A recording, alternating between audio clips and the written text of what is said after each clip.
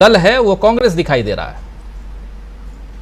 देखिए, मोदी जी जो बेचारे झोला लेकर किधर से निकलेंगे इसकी तैयारी कर रहे हैं, किस रास्ते निकला जाए यहाँ से। फिर कर्नाटक में जो स्थिति है वो अपने आप में उनके गोदी मीडिया के चैनल भी बता चुके हैं कि भाई हार रहे हैं आप। फिर जिस तरह से भ्रष्टाचार को लेकर के मोदी जी लगातार अपनी पीठ थपथपाते रहे, वो सब पीठ जो है वो दिख गई कि पीठ पे खाली भ्रष्टाचार का बोझ लिए घूम रहे हैं मोदी जी। तो उसके बाद जो नीतीश कुमार की बात है, हम लोग तो कब से इस पे बात कर रहे हैं कि नीतीश कुमार एक ऐसे चेहरे हैं और बिहार मॉडल जो उन्होंने खड़ा किया है वो देश के सामने कल मॉडल बन के आएगा और मोदी जी का जो गुजरात मॉडल है वो उसके सामने फ्लॉप हो जाएगा। और देखिए, फ्लॉप खाली मोदी जी का मॉडल नहीं हुआ है, जो गोदी मीडिया है जो लगातार चर्चा करते रहते थे लोग कि विपक्ष में एकता नहीं होगी, वो उधर जा रहे हैं, वो उधर जा रहे हैं, मोदी जी का विकल्प कौन है। अभी हमारे एक पेज पर लिखा है, फेसबुक पे एक यूपी के हमारे नेता मित्र हैं, उन्होंने कहा कि जो आप क्यों खुश हो रहे हैं इतना। हमने कहा आपके खुश होने का टाइम आ गया है। कल तक आप लोग परेशान थे, मोदी जी परेशान थे कि कोई विकल्प ही नहीं है, अखाड़े में अकेले दौड़ रहे थे लंगोट पहन करके, कोई लड़ने वाला ही नहीं है। अब जब लड़ने वाला आ गया तो खुश होइए, एक और नेता आ गया है लड़ने वाला।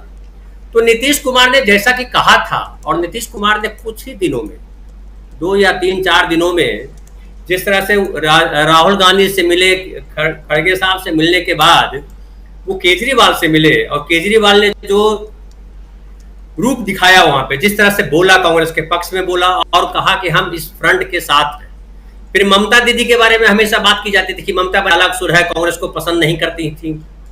वो ममता दीदी ने यहां तक कह दिया कि अब अगला जो है अधिवेशन हम लोग पटना में करेंगे और पटना में जमा होंगे और उनको 0 पे आउट बीजेपी को। फिर अखिलेश यादव को लेकर के बराबर बात होती रहती थी कि अखिलेश यादव साथ नहीं आएंगे। अखिलेश यादव ने भी कह दिया कि हम जो है आपके मंच के साथ हैं, आपके साथ चलेंगे।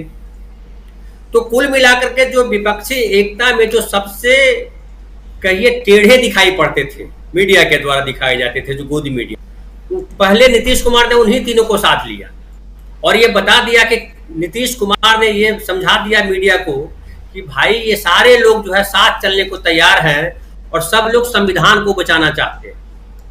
और जिस तरह से सामाजिक न्याय की बात, देखिए सामाजिक न्याय समाजवादियों का जो है मूल उनकी जो है नीति है कि सामाजिक न्याय हो, वो चाहे लोहिया हो या आज नीतीश कुमार तक हम आ जाते हैं। तो सामाजिक न्याय, अब कांग्रेस ने भी सेम पिच लिया है सामाजिक न्याय का, और जो हमारा संविधान है वो तो कहता ही यही है, न्याय और स्वतंत्रता की बात करता है। तो स्वतंत्रता तो आज देखिए कि ये हालत है कि मीडिया जब स्वतंत्र नहीं है तो आम आदमी की कौन पूछे। तो वैसी स्थिति में स्वतंत्रता की लड़ाई एक बहुत महत्वपूर्ण लड़ाई हो जाती है। अब देखिए कि जो बोला हमारे राज्यपाल साहब ने, जो पूर्व राज्यपाल हैं जम्मू कश्मीर के, और मुझे लगता है कि आप ही को ये श्रेय जाता है उनको बोलने का, जो है प्रशांत भाई ने इंटरव्यू किया और उसके बाद जो है एकदम बाढ़ आ गई। भले गोदी मीडिया ने उनका इंटरव्यू नहीं किया, बावजूद इसके जब से प्रशांत भाई ने इंटरव्यू किया है एकदम टॉक ऑफ द कंट्री जो है वही बने हुए हैं और उनको कोई हटा नहीं पा रहा। रोज कुछ ना कुछ कर रहे हैं, कभी सीबीआई उनके खिलाफ आ रही है, कभी पुलिस वाले एसपी आ रहे हैं, कभी डीएसपी आ रहे हैं, लेकिन कहीं से भी कमजोर पड़ते नहीं दिख रहे हैं। और अब ये हालत है कि सूट वूट वाले मोदी जी जो है भाग रहे हैं उनसे, जबकि अभी तो आज में उन्होंने ये यहाँ तक कह दिया कि राजनाथ सिंह प्रधानमंत्री हो सकते हैं। आपने अपनी प्रस्तावना में बता दिया कि उन्होंने कहा कि एक जो है बहुत ही गड़बड़ आदमी के हाथ में शासन चला गया देश का। तो इस लेवल पे बोल रहे हैं और मोदी जी को कुछ सूझ नहीं रहा। अब मोदी जी जिस तरह से मोदी जी लगातार मौन रूप धारण करते जा रहे हैं कि अब न नीतीश कुमार पे कुछ बोल पा रहे हैं, न अडानी पे कुछ बोल पा रहे हैं, न सत्यपाल मलिक पे कुछ बोल पा रहे हैं, न कर्नाटक जाकर के हिंदू मुसलमान कर पा रहे हैं। अब देखिए वहां चले गए, केरल पादरियों से मिलने चले गए। अब पादरी से मिलके कौन सा मैसेज देना चाहते हैं पता नहीं। तो मोदी जी इस तरह जो चुप हो गए हैं उससे पता चलता है कि मोदी जी को अब कुछ रास्ता नहीं सूझ रहा है। उनकी उम्मीद देखिए, उन्होंने तो कुछ किया नहीं, नुकसान करने के अलावा देश का उन्होंने क्या किया? नोटबंदी की, तालाबंदी की, या जितना सब किया उससे देश का नुकसान हुआ। विपक्ष को जिस तरह से खत्म करने की कोशिश की उससे संविधान का नुकसान हुआ। जिस तरह से जो संस्थाएं हैं, हमारी संवैधानिक संस्थाएं, उनको चौपट करने का काम किया, उससे देश को नुकसान हुआ। जिस तरह से वो एनसीईआरटी किताबों में इतिहास बदलने की बात कर रहे हैं, उससे देश को नुकसान होना है। इसलिए देखिए, नीतीश कुमार लगातार कह रहे हैं कि जो इतिहास बदलने के लिए आए हैं, जो इतिहास बदलना चाहते हैं, उनको हम बदल के रहेंगे। और मुझे लग रहा है राजीव जी कि ये बड़ा पॉजिटिव नोट जा रहा है राहुल गांधी की यात्रा के बाद। जो एक कहिए शगुन शुरू हुआ, शगुन ही इसको कहिए, क्योंकि हम लोग थोड़े उस तरह की बात करने वाले लोग हैं। तो ये जो राहुल गांधी की भारत जोड़ो यात्रा से जो शगुन शुरू हुआ है, वो चलता ही चला जा रहा है। और लगता है कि ये बीजेपी की पूर्णाहुति, मतलब उनकी समाप्ति के बाद ही जो है, जो ममता दीदी ने कहा है कि 0 पे इनको आउट करेंगे, तो मुझे लगता है वो प्रतिस्पर्धा कर रहे हैं या नहीं कर रहे हैं, ये तो मीनू जी बोल चुकी। मुझे लग रहा है वो हज पे निकलने की तैयारी कर रहे हैं और वो मान चुके हैं कि अब हमको जाना होगा। उनका ब्रांड जो है वो चुक गया है, खत्म हो गया है, नहीं काम कर रहा है। ब्रांड की जो बत्ती थी वो बुझ गई, और बुझ गई है। इससे कई सारे उदाहरण मैं दे दूं। जैसे भ्रष्टाचार का उनका बड़ा तेज लाइट जलता था भ्रष्टाचार का। किसके लिए करेंगे मोदी जी भ्रष्टाचार? तो देश को समझ में आ गया कि अडानी के लिए कर रहे हैं भ्रष्टाचार। फिर इनका था कि जो है ये किसानों की आय दुगनी कर देंगे, तो 750 किसानों को मरवा दिया और आय तो दुगनी हुई नहीं, तो वो भी बत्ती बुझ गई। फिर इन्होंने कहा कि देश में जो है ऐसा विश्व गुरु बनाएंगे देश को कि कमाल हो जाएगा। ऐसा देश अब तक हुआ नहीं, वो भी लोगों ने देख लिया क्या क्या हो गया। तो मुझे लग रहा है मोदी जी अब सब चीज से चूक चुके हैं। अब इनको नजर आ गया है कि अब इनके लिए कोई रास्ता नहीं है, नहीं बची है। तो अब जो है कहते हैं ना कि लास्ट समय में आदमी को समझ में आता है कि अरे हमने ये पाप किए, ये गलत काम किए, तो उससे मुक्ति कैसे मिले। तो मोक्ष खोजने के तरीके ढूंढने लगते हैं। हमारे गांव में जो है गौदान कराया जाता है, राम राम बोलने कहा जाता है, पूजा पाठ करवा दिया जाता है, रिश्तेदारों को बुलवाया जाता है कि मौसा जी मिलना चाह रहे हैं, तो वो सारा किया जाता है। मुझे लग रहा है मोदी जी अब वही करने वाले हैं।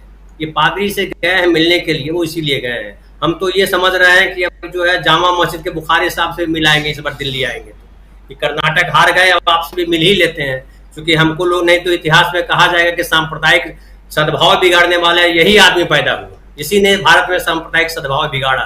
अब तक लोग जो है सावरकर को दोषी मानते थे, श्यामा प्रसाद मुखर्जी को दोषी मानते थे, उनसे ज्यादा बड़े हम माने जाएंगे, ये लग रहा है। देखिए क्या है, ये झटके की जो बात है, ये तो 2019 में जब चुनाव जीता और उनसे शिवसेना निकल गई, उनसे जदयू निकल गया, तो उनकी पूर्णाहुति उसी दिन हो गई। तो उनको एहसास हो गया था, मैं उनका मन पढ़ चुका था। पता नहीं देश मन उनका पढ़ पाया कि नहीं पढ़ पाया, लेकिन मैंने मन पढ़ लिया था जिस दिन उद्धव ठाकरे अलग हो गए थे मोदी जी से, और जिस दिन नीतीश कुमार तो पहले भी अलग हुए थे, लेकिन मुझे लग रहा था कि चलो अभी बीजेपी जब तक है तब तक वो चलाएंगे। लेकिन जिस तरह से अमित शाह ने पूरा का पूरा बीजेपी को जो चेंज ओवर किया, जिनको चाणक्य कहते हैं, मैं उनको चाणक्य नहीं कहता हूं, मैं कहता हूं बीजेपी को डुबाने वाला कोई आदमी है तो अमित शाह है। देखिए बिहार बीजेपी के हाल अभी क्या कर दिया उन्होंने, जो कुशवाहा जी को बनाया है, जो सम्राट चौधरी को बनाया अध्यक्ष, हर आदमी उससे चिढ़ा, उनकी पार्टी का आदमी चिढ़ा हुआ है। वो क्या क्या बोले जा रहा है, क्या क्या अनर्गल बात कर रहा है। महाराष्ट्र में जिस तरह से किया इन लोगों ने, उद्धव ठाकरे जी को हटाया और तमाम शिंदे की सरकार बनाई। अब देखिए महाराष्ट्र में चर्चा ही नहीं हो पा रही है फडणवीस की, लंबे समय से चर्चा हो रही है अजित पवार की, शरद पवार की, उद्धव ठाकरे की। अभी कल ही मैं बयान देख रहा था कि जो हमारे चौहान साहब हैं, अशोक चौहान साहब, वो बोल रहे थे कि इससे बढ़िया मुख्यमंत्री अब तक आया नहीं। हम भी मुख्यमंत्री रहे हैं, कई मुख्यमंत्रियों के साथ काम किया हमने, लेकिन जो उद्धव ठाकरे जिस तरह के मुख्यमंत्री रहे वैसा मुख्यमंत्री कोई नहीं आया।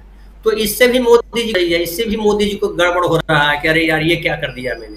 तो कुल मिलाकर के मुझे लगता है राजीव जी पछतावा हो रहा है, और पछतावा 2024 में मुझे लगता है देखेंगे कि नहीं देखेंगे मुझे नहीं पता। उसके पहले यात्रा पे निकल जाएंगे या संन्यास ले